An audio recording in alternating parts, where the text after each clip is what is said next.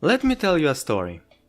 But for it to have the effect I'm looking for and to stick in your memory, I need to take your mind to a faraway place, one which if you're in the West, you most likely don't think about very often. Exactly. We are going to Nepal. After traveling far and wide across the lands of Nepal, we come across two groups, only found here. Each has a mission statement and their own unique way of achieving their goals. Now that I've piqued your interest, let's take a closer look on what they claim to be and how they go about reaching their cause. The first one is the Nepalese Group for the Prosperity of the Nation, the NGPN. If you are to go to an NGPN recruitment station, you will be told that recently Nepal has been dealing with some societal problems.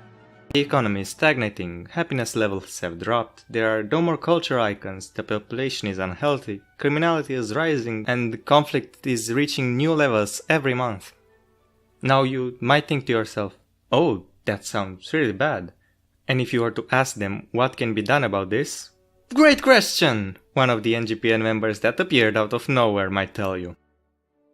Then you will be told of how the group plans to solve these problems. They start with the most worrying problems, criminality and conflict. Obviously, if you want less crimes, you need to make it easy for crime-fighting forces to respond, increase the citizens' protection and security, and last but not least, make the voices of those citizens heard in the first place. When there's a problem, local authorities should be easy to contact. They propose modernizing the police force and military to train the best possible candidates to bring peace, freedom, justice, and security to the whole country. Now what about health? The peoples of Nepal have seen an overall decrease in their state of well-being. There's been a dramatic increase in cases of obesity, and many people have significantly weaker immunities than decades ago. Now how does the NGPN plan to help in the impending medical crisis that this situation predicts? There will be physical fitness centers opened in different locations around the country where people will be encouraged to go, since it will be much cheaper.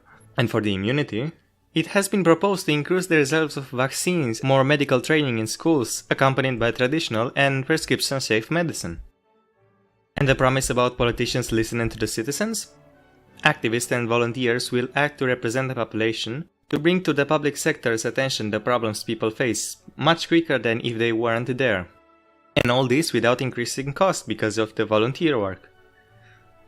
Not all activists will be volunteers, but the more activists join the cause, the more will also be available to volunteer. There will be work made to find the most effective system, and people with experience will be able to give the best suggestions for which systems to implement. You thank the people who've told you all this, they in return thank you for giving your time, and they give you a few leaflets and the means to contact them. You have some time to wander around the area, and a few kilometers away you find another settlement where you meet the second group of activists. After hearing calls and chants somewhere a couple streets away, you come in closer to see what made the people there excited enough to make a movement around. The second group calls itself Countrymen Against Progress, or CAP. The name surprises you, you clean your ears, maybe you misheard. Excuse me, who? The Countrymen Against Progress? Yes, you heard that right. We are the ones whose goals and duty is to stop the advance and spread of the progress that has infected our country in an ever more increasing rate in recent times. What are you talking about? What problems do you have with progress? You have not seen how it affected our people. There are more and more cases of mental disorder. Many people are even disgusting to look at and be around. Progress will make society fall apart. I'm sorry, but you have a completely distorted view of the world. How could you say things like that about people? Let people choose their lifestyles and be themselves. That should be the way to progress. You can't stop it. Progress is not a choice. My point exactly. Now I can't see how anyone could take you and your fear-mongering seriously. We already have support. There are many politicians which agree that this is a problem, and we have partnerships with many hospitals. You're looking to sanitize these people? If you have any questions, you can find your answers to one of our centers. You write down the address of one of their local centers and back away. Okay, you might be wondering now why I presented these groups for you. Before I start with that, I want to ask you, what did you think of them? Some general impressions, who would you like to support, and so on. I'll let you a few seconds to think about that.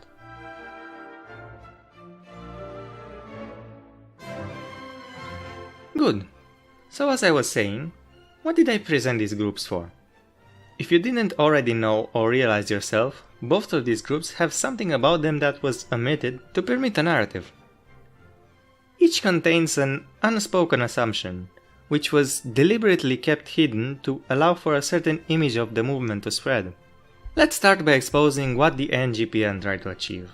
The image you are sold is that they will attempt to fix the country's economic and social problems, motivate the population, help people get in shape, and make their voices heard. Earlier I told you that this is not in fact what will happen. So what are the hidden things about this movement?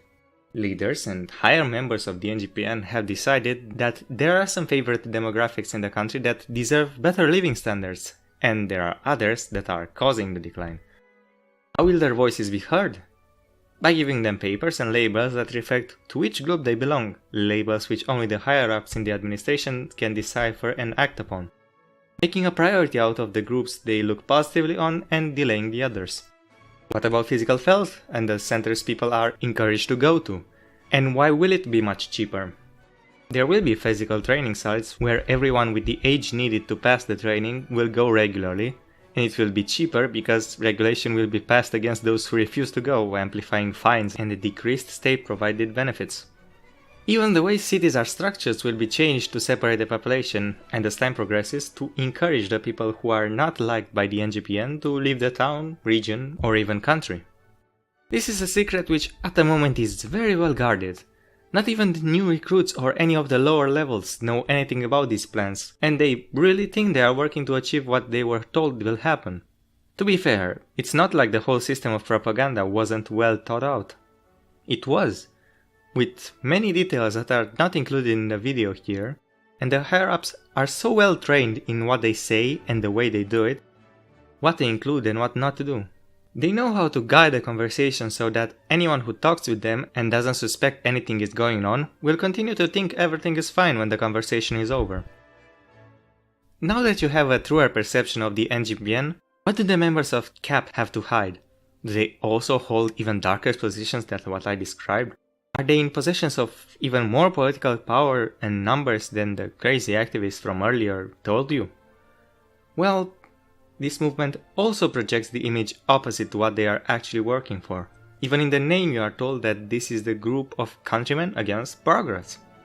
All you need to know to understand the motivation and goals of the movement will become clear once you know what the progress in the title even is.